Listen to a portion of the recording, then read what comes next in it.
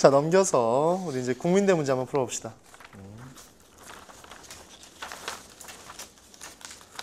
자, 우리 유의사항부터 한번 보게 되면요. 시험 시간 120분이고요. 120분은 이제 좀 공통적이에요. 여기저기 다 120분이고 답안은 어문 규정에 따라 작성하고 답안의 글자 수에 대한 제한은 없습니다. 자, 글자 수에 대한 제한은 없다라는 거 줄쳐보시고요. 요즘에 좀 큰 트렌드예요.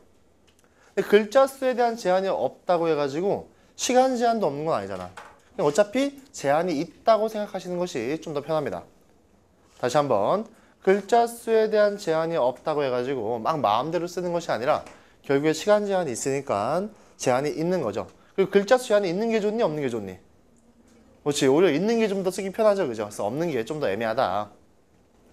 3번 답안은 문제 번호를 기재하고 본문부터 바로 작성하고 제시문 속의 문장을 그대로 쓰지 않도록 하면서 이 본문부터 바로 작성하고의 동그라미 쳐보시고요. 뭐 얘기하는 거냐면은 서론 쓸 필요 없다 이거예요. 다시 말하면은 글짓기 할 필요 없다. 요즘에 글짓기 하는 시험 없다 그랬습니다. 두 번째, 제시문 속의 문장을 그대로 쓰지 않도록 함. 제시문 옮겨 쓰지 말아라 이거죠. 내가 단언컨대 서울대, 연대, 고대, 서성, 한, 이 뭐 여기까지는 논술이 잘 준비된 친구들이야 사실은. 왜냐면 얘들이 논술 준비 안 했을 리가 없잖아요. 내가 나가는 외고에 전교생이 한 280명 되거든요. 이 중에서 270명 정도는 다 논술을 준비해요. 고1 때부터. 그러니까 실제로 서울대, 연대, 고대, 서성, 한, 이까지는 논술 준비된 친구들이지만 유교도 조금 더 밑에까지 가게 된다 하면은 논술이 준비 안 된 아이들이 아주 많단 말이야. 그날 와서 이걸 처음 보는 아이들도 있고요. 심지어는 그냥 수업 두세 번, 그 파이널 수업이라고 하는 거 두세 번 듣고 오는 친구들도 있고요. 심지어는 조금 지방 내려가면은 논술 선생님 자체가 없어요. 없으니까 학원 구호선생님한테 어떻게 쓰는 겁니까? 하면 이제 구호선생님이 대략은 알겠지만 논술을 오래 하시지 않았다면은 전문가적 견해는 없을 거 아닙니까? 그냥 그런 식으로 준비해오는 친구들이 상당히 많단 말이죠. 그러다 보니까 와서 어떻게 써야 될지 모르겠는 거야. 그러니까 그냥 뭐 하는 거야? 요약하는 거야. 근데 그 요약도 잘하냐? 그게 아니라 그냥 내용을 대충 옮겨놓는 거지. 그런 문제가 발생하니까 여기 뭐가 있는 겁니까? 문장을 그대로 쓰지 마세요. 고려대도 써 있어요. 고려대도. 발췌하지 마세요. 써 있습니다. 그 정도로 준비가 안 된 친구들이 많다. 그러니까 너희들이 실제로 뭐 그보다 조금 더 이렇게 우리가 흔히 얘기하는 낮은 대학들 가게 되면은 조금만 잘 쓰면은 완전 잘 쓴 상태가 됩니다. 3434도 숙대 갔어요. 3443도 서울여대 경제 갔어요. 3243도 경희대 갔으니까. 걔들 잘 썼냐? 난 거짓말을 하지 않습니다. 잘 쓰진 못했어요. 하지만 수업은 오랫동안 들었던 건 사실이에요, 사실은. 왜냐면 여기 종합학원이고 우리 학원 다니고 있으니까 내가 여기 있으니까 와서 이제 이렇게 듣게 되는 거고. 너희들 같은 경우는 이제 별로 이렇게 논술에 대한 관심이 크게 없었다가 마지막에 이제 전형 보게 되니까 논술 써야 되겠다 이런 생각이 든 거잖아요, 그죠? 혹시 동생이 있으면은 논술이 만만치 않다. 얘야 만만치 않더라. 빨리빨리 가서 준비해라. 압구정 정보학원에 김종두라는 전문가가 있더라. 셀프 홍보, 자기 PR 시대니까. 자, 논제부터 봅시다. 자, 지정 문제 1. 제시문 가의 논지를 요약하고 빗금. 자, 첫 번째 뭐 하랍니까? 제시문 가의 논지를 요약하라고 하고 있습니다. 요약하시오. 이를 기반으로 그 속에 나타나는 개별성의 적용 범위를 소수 집단의 의견으로까지 확대하여 제시문 나의 사건을 설명하시오. 자, 앞에가 상당히 긴데 다 잘라버리고 뭐 하면 되는 거야? 그렇지. 나의 사건을 뭐 하면 된다고요? 설명하면 되는 거야. 자, 결국에 이 문제에서 지금 우리가 할 거는 두 가지밖에 없습니다. 첫 번째 뭐가 있습니까? 요약하기. 두 번째 뭐가 있습니까? 설명하기밖에 없단 말이야. 근데 그냥 설명하는 것이 아니라 이를 기반으로. 그래서 이를 받아주는 게 뭐가 되겠습니까? 가의 요약이 되겠죠. 그죠? 가의 요약을 기반으로 그 속에 나타나는 개별성의 적용 범위를 소수 집단의 의견으로까지 확대하여 제시문 나의 사건 설명하는 거죠. 자, 칠판 보세요. 개별성의 적용 범위를 어디까지 확대하래요? 소수 집단까지. 우리 이거 8주 완성 수업인데 오늘이 7주잖아요. 그죠? 다음에 8주. 그러니까 여러분들이 7주쯤 되니까 대답을 하는군요. 네. 훌륭한 변화란 말이야. 그동안 6주 동안 너희들이 대답하기 싫어서 안 한 게 아니잖아. 몰라서 안 한 거잖아. 이제 좀 알게 된 거라는 얘기지. 나는 그렇게 긍정적으로 생각해요. 결국에는 지금 가를 요약하고 나를 설명할 건데 그냥 설명하는 것이 아니라 가에서 요약한 개별성의 적용 범위를 소수 집단까지 넣으라는 거지. 개별성이라는 것은 다시 말하면 뭐 얘기하는 거야? 개인을 얘기하는 거지, 그지? 근데 이걸 개인으로 보지 말고 어디까지? 소수 집단까지. 자, 논지를 조금 끌고 올라와 볼게요. 여기에 이만한 사회가 있습니다. 이 사회는 어떠한 전체적인 의견이 이렇게 자리 잡고 있을 수 있겠지, 그지? 그지? 근데 거기서 아주 특정 인물들만 조금 다른 얘기 할 수 있을 거 아닙니까? 그죠? 그죠? 근데 인물이 아니고 인물들이란 말이야. 요만큼이긴 하지만 인물들이란 말이야. 하지만 사회 전체로 보면은 요 아이를 뭘로 볼 수 있다는 얘기야? 그렇지. 개별성으로 볼 수 있다는 얘기지. 문제는 사실 이해하고 나니까 어렵니 어렵지 않니? 어렵지 않다는 얘기지, 그지? 그래서 반드시 누누이 말씀드리지만 논제를 정확하게 이해하는 것이 정말 정말 중요하다. 영어로 베리베리 임포턴트한 거죠. 자, 그럼 우리 뭐부터 읽어야 되겠니? 가부터 읽어야 된다. 자, 우리 가 읽기 전에 요약이라는 거 한번 정리하고 넘어가자. 자, 요약은요. 내가 처음에 너희들 요약 설명할 때 그림 그려줬던 것만 정확하게 이해하시면 돼요. 앞에 뭐가 있어? 제시문이 있습니다. 얘가 제시문이야. 이 제시문을 누가 읽습니까? 너가 읽겠지, 그지? 읽지. 읽으면 뭐 해야 돼? 이해해야지, 그지? 완전히 이해한 상태에서 우리가 뭐를 쓰는 거야? 제시문으로 옮기는 거야? 이해를 옮기는 거야? 그렇지. 이해를 옮기는 거. 이거 절대 까먹지 마세요. 절대 까먹지 마세요. 이거는요. 서울대, 연대, 고대 다 논술 준비된 애들도 잘 못하는 부분 중에 하나입니다. 절대 까먹지 마세요. 제시문이 있다. 제시문을 네가 뭐 해야 돼? 이해해야 돼. 그 다음에 뭐를 쓰는 거야? 이해를 쓰는 거라고. 절대 내용을 쓰는 게 아니란 말이야. 이해되십니까? 뭐를 쓰는 거라고? 이해를 쓰는 거라고. 이해를 쓰는 거라고. 오케이. 자, 제시문 가로 가봅시다.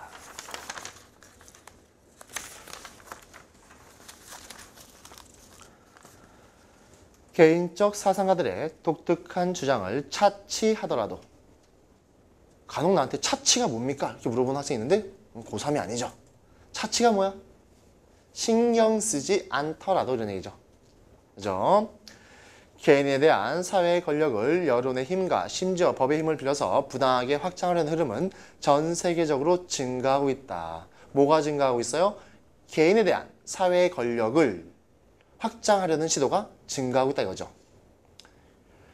사회에 대한 권력을 개인에게 계속 주입한다는 것은 개별성을 높이는 행위니 개별성을 낮추는 행위니? 그렇지. 개별성을 낮추는 행위라는 거지. 여자는 어때야 돼? 남자는 어때야 돼? 이런 것들. 이해되십니까?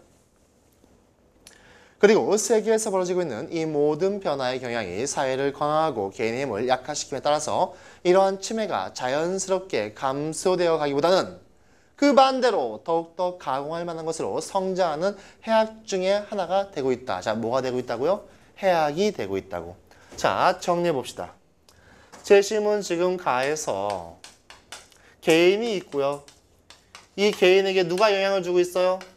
사회라는 놈이 영향을 주고 있단 말이야. 이 영향이라는 것은 점점 커지고 있대요? 작아지고 있대요? 훨씬 커지고 있다 이거지, 그지? 이렇게 커지는 것이 좋다, 나쁘다? 나쁘다. 왜? 해악이라고 표현하고 있으니까. 다시 말하면은 해악이라는 것은 사회의 영향이 개인에게 적용되는 것을 해악이라고 얘기하고 있다라는 거지. 지도자들이 일반 시민이든 공통적으로 소유하고 있는 성향은 그들 자신의 의견이나 편향성을 타인에게 행위 규범으로서 강제하려는 것이다. 만일 도덕적 확신이 이 해악에 대해 강력한 장벽을 구축할 수 없다면 권력은 쇠퇴해가는 것이 아니라 성장하기 때문에 우리 세계의 현 상황의 권력이 증가하는 것을 목격하게 되리라고 기대할 수밖에 없다. 자, 어디에 좋냐면요. 만일 도덕적 확신이 이 해악에 대해 강력한 장벽을 구축할 수 없다면에 줄치시고요. 지금 무슨 문장이니? 뭐뭐 한다. 뭐뭐 한다면 뭐뭐 할 것이다지. 그지? 앞에가 뭐가 되니? 그렇지. 가정 또는 전제. 이렇게 된다면 D가 뭐가 되니? 결과가 되겠죠. 자, 이거 써놓으세요. 이거 논술 시험에 아주 자주 나오는 거야. 논술 시험에 아주 자주 나오는 거야. 뭐뭐 한다면 뭐뭐 할 것이다. 어떻게 자주 나오겠니? 비판해봐 이런 거 나와요. 그러면 우리 어디서 끊으면 돼? 뭐뭐 하지 않는다면으로 끊어버리면 되겠지. 이해되십니까? 자, 제시문 내용 그대로 하면은 도덕적 장벽이 없다면 뭐 한대요? 사회 권력이 뭐 한대요? 증가한다 이거지, 그지? 그러면 우리는 어떻게 해석할 수 있니? 도덕이 있다면 사회 권력은 증가하지 않을 것이다도 될 수 있다는 얘기지. 요거를 찾아낼 수 있냐 찾아낼 수 없냐가 시험에 아주 많이 나온단 말이야. 뭐뭐 한다면 뭐뭐 할 것이다. 그러니까 우리 예전에 뭐 이런 거 많이 있었잖아요. 뭐뭐 한다면 뭐뭐 할 것이다. 김태희가 나와 결혼해준다면 내가 이건희가 될 수 있을 것이다. 뭐 이런 것들. 내가 이건희가 못 되는 뭐 때문이야? 김태희가 결혼해주지 않았으지. 뭐 이런 것들이지. 이해되십니까? 그 세상의 모든 남편들의 공공의 적이 있어요. 그 최수종이라고 부인에게 끊임없이 이벤트를 막 날리고 그게 공공의 적이라고 많이 얘기하는데 예전에 어떤 부인이 그런 얘기 했대요. 야, 최수종은 맨날 이벤트 하는데 너는 왜 이벤트를 안 하냐? 남편이 뭐라 했어요? 네가 하이라냐? 이런 얘기 했다는 거 아닙니까? 가정이 맞아야지 결과가 나오는 거잖아. 하이라면 했겠죠. 이해되십니까? 뭐뭐 한다면 뭐뭐 한다. 아주 자주 나온다는 거야. 나도 이렇게 남녀가 이렇게 데이트할 때 가방 들어주는 거 되게 싫어하거든, 남자가. 그것도 별로 안 좋아하고 집 데려다 주는 것도 별로 안 좋아해요. 집 몰라? 왜 데려다 줘, 그거를? 일단 그건 별로 안 좋아하는데 전지현이면 했겠죠. 가정이 성립하면 했겠죠, 결과는. 전지현이 아니면 안 하겠다, 이거죠. 얼마 전에 TV 보니까 그 탈북 미녀들 나오는 TV 있어요. 인지에 만나러 갑니다인가? 이만갑인가? 보니까 탈북한 그 여성들이 가장 좋아하는 남성이 가방 들어주는 남성이래요. 이게 그 북조선에서 없는 일이기 때문에 남조선에서 남자들이 가방 들어주는 거 보고서 되게 뭐 신기했다, 멋져 보였다 얘기하는데 별로 멋지지 않지 않나요? 내 친구가 그거 하나 들고 다니기 물어봤어요. 이거 왜 들어주냐 했더니 무겁대. 무거운 걸 왜 들고 나왔어? 이사가? 무거우면 놓고 나왔어야지. 자, 이거 영상 나가면 더 장가 못 가는 거 아니야? 지금도 매우 요원한데. 자, 봅시다. 인간이 고귀하고 아름다운 명상의 대상이 되는 것은 그들 내부에 있는 모든 개별성을 획일성으로 소진해버릴 수가 아니라 타인의 권리와 이익이 침범하지 않는 한계 내에서 그 개별성을 개발하고 요청함으로써 되는 것이다. 자, 뭐를 개발하래요? 개별성을 개발하래요. 그래야지 뭐 된대? 아름다워진대.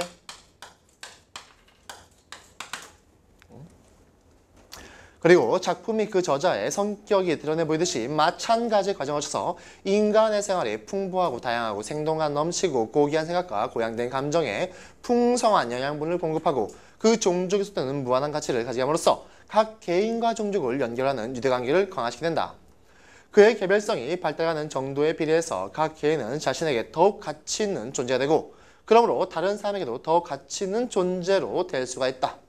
더욱이 다른 사람에게 불쾌감을 준다는 이유로 인해 다른 사람들의 선에 영향을 미치지 않는 것을 억제하는 것은 그 구속에 저항하면서 드러날 수 있는 것과 같이 성격에 아무런 가치도 발달시키지 못한다. 그러한 성격을 가지게 되면 어떤 성격입니까? 남에게 해를 끼치지 않음에도 불구하고 개별성을 억제하는 성격이죠. 그것은 인간 본성 전체를 둔화시키고 멍청하게 만든다. 결국에는 개별성이 사라지는 것은 인간 본성이 사라지는 것이다. 이런 얘기하고 있는 거죠. 각자의 인간 본성을 공정하게 다루기 위해서 다양한 사람들이 다양한 삶을 영위하도록 하는 것이 필수적이다. 이러한 관용은 그것이 어느 시대에 행사된 정도에 비해서 그 시대가 어느 정도나 후세에게 가치 있게 되는가를 결정한다. 그래서 개별성이라는 것을 인정하는 관용이 시대의 가치까지도 결정하게 된다. 이런 얘기죠. 개별성이 아주 다 사라져버린 것들은 시대에 어떠한 가치도 갖지 못할 수 있다. 이런 거예요. 결국에 우리 그 국어책에서 배웠던 뭐 김홍도의 풍속화가 지금 왜 문화재가 될 수 있냐? 어떻게 보면 비슷한 얘기죠. 다 똑같은 그림 그릴 때 김홍도가 풍속화를 그렸다는 것 자체. 개별성이 인정된 것. 그것이 시대의 가치를 결정지어준다. 자, 제시문 가는 전체적으로 두 개의 단락으로 되어 있는데요. 첫 번째 단락이 뭐가 되겠습니까?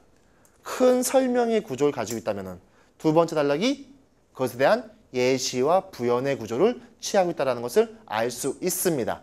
그럼 너희들 요약할 때 굳이 두 단락으로 나눌 이유가 있을까 없을까? 없겠지, 그지? 한 단락 요약하시면 되겠죠. 자, 제시문 가를 읽었으니까 이제 논제에 따라서 제시문 나의 사건을 이제 설명해 봐야 되겠네요. 자, 제시문 나 봅시다. 워싱턴의 미국 국립항공우주박물관 NASM에서 전시기획을 둘러싸고 큰 논쟁이 벌어졌다.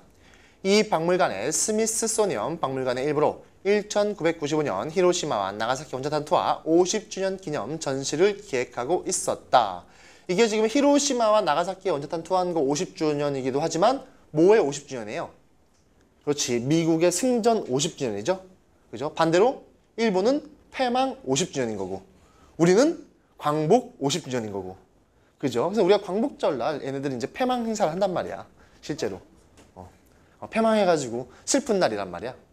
우리로 얘기하면 뭐 현충일 같은 거죠. 어떻게 보면은. 그러니까 그 야스쿠니 신사 같은 거 참배하고 그러는데 그건 잘못된 행동이죠. 전시 물품 중에 히로시마의 원자탄을 떨어뜨린 B-29 폭격기 에놀라 K도 있었다. 전시 기념일이 다가오면서 기체 전시 문제가 표면되기 시작했다. 에놀라 K의 상징성 때문에 꺼리는 사람들도 있었다. 승전 행사긴 하지만 누군가에게 원자탄을 쏜 거잖아요. 그죠? 그리고 원자탄을 누군가 맞은 거고 엄청나게 많은 사람이 죽은 거잖아요. 이것을 굳이 우리가 이렇게 자랑하듯이 전시할 필요가 있냐? 이런 식의 논란이 있을 수밖에 없는 거죠. 이해되십니까? 기념 전시 결정이 내려진 뒤 스미소니언 박물관 쪽에서 군사적, 기술적 승리만 갈릴 것이 아니라 원자탄 사용 및 핵시대 개막의 의미까지 보여주는 아이디어가 나왔다. 바로 여기서 문제가 생겼다. 많은 참전 용사 및 군 기관에서 단지 선전적인 내용의 전시를 원했기 때문이다. 여러 군 관련 기관들이 전시 기획서를 보고 마음에 들어 하지 않았다. 너무 어둡다는 것이었다. 공군 매거진의 반대 의견에 실린 이후 반대 여론은 언론과 국방부, 의회로 번져갔다. 역사가들을 제외하고 거의 모든 사람들이 전시에는 승전을 경축하는 자리가 되어야 한다고 생각하는 것 같았다. 줄쳐보시고요. 누굴 제외하고? 역사가를 제외하고 대부분의 사람들이 이러한 전시에는 승전 기념만 되면 되지. 이것이 굳이 우리가 니들이 그렇게 뭐 패망한 것까지 뭐 생각하실 필요가 있냐? 이런 식의 얘기가 되는 거죠. 역사학자 40명이 빌 클린턴 대통령에게 서한을 보내 전시회가 중요한 역사적 의미를 담도록 하자고 주장했습니다. 자, 40명이니까 많은 숫자, 적은 숫자야. 얼마 안 되는 숫자죠. 논제에서 얘기했던 뭐가 되겠습니까? 소수 집단이 될 수 있겠죠. 그러나 세모 딱 치시고요. 아무 소용 없었다. 소수 집단의 의견이 관철되었습니까? 묵살되었습니까? 묵살되었죠. 1995년 1월 원래 전시회는 취소하고 대신 논란 수가 적은 전시회로 대체한다는 발표가 나왔다. 경축 쪽에 무게가 실린 내용이었다. 경축 쪽에 무게가 실린 내용이니까 결국에 역사학자들이 주장했던 내용은 사져버린 거죠. 전시회 취소 결정은 일부 언론과 의회에서 폭넓게 환영을 받았습니다. 자, 일부 언론과 의회에서 폭넓게 환영받았으니까 다수의 의견대로 진행된 것이다. 자, 결국에 제시문 나와 같은 경우는 지금 거대한 하나의 그 사회적 의견이 존재하고 있는데요. 여기에 누군가가 작은 의견을 냈단 말이야. 이 작은 의견 어떻게 됐습니까? 묵살. 이 작은 의견을 어떻게 볼 수 있어요? 개인의 개별성. 그죠? 근데 제시문 제시문 가로 보게 되면은 이렇게 작은 의견을 묵살하는 것이 좋다, 좋지 않다? 좋지 않다. 자, 그러면은 문제입니다. 이렇게 작은 의견이 묵살되지 않기 위해서 반드시 뭐가 있어야 될까? 반드시 뭐가 있어야 될까? 이걸 맞추는 게 문제예요. 반드시 뭐가 있어야 될까? 있잖아. 도덕이 있었다면은 사회 권력이 증가하지 않았을 거라며. 지금 제시문 나의 글에는 도덕은 있는 거야, 없는 거야? 도덕은 없는 거지. 도덕은 없는 상태에서 그냥 진행되다 보니까 개인의 의견이 묵살돼 버린 거잖아. 도덕이 있었다면은 개인의 의견도 받아들여질 수 있겠지. 아까 얘기했던 아주 중요하다라고 얘기했던 이 부분을 정확하게 찝어냈다면은 아주 우수한 글을 쓸 수 있는 거고요. 이 부분을 찝어내지 못했다면은 그냥 모호한 평범한 글을 쓸 수밖에 없게 되는 겁니다. 이해되십니까? 이해되십니까? 자, 여기 지울게요.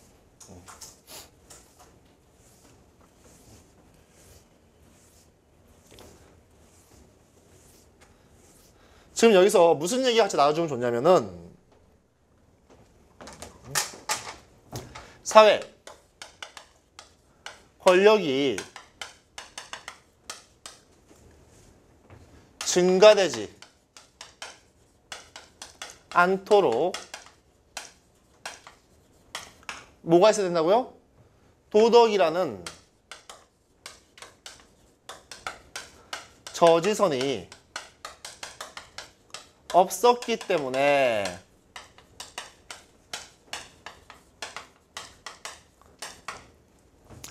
나에서 언급하는 소수 역사학자 의견이 묵살된 것이다. 이런 식의 글을 쓰게 되면 이제 가장 완벽한 글쓰기가 되는 거죠.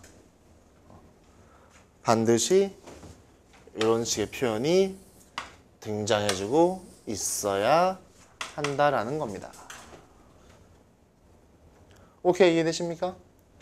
자, 칠판 써 있는 거 쓰시고요. 자, 문제 2번. 제시문 가에서 제공하는 철학적 근거를 기반으로까지 빗금 치시고요. 제시문 다의 경제 현상을 설명하시오. 그래서 지금 뭐 제시문 다의 경제 현상을 설명할 겁니다. 설명할 건데 그냥 설명하는 것이 아니고 가를 기반으로 해서 이런 식으로 올려준다는 얘기죠. 아주 간단하죠. 또 가도 읽었으니까 이제 다만 읽으면 되잖아요. 그죠? 금방 풀겠죠? 자, 다 봅시다.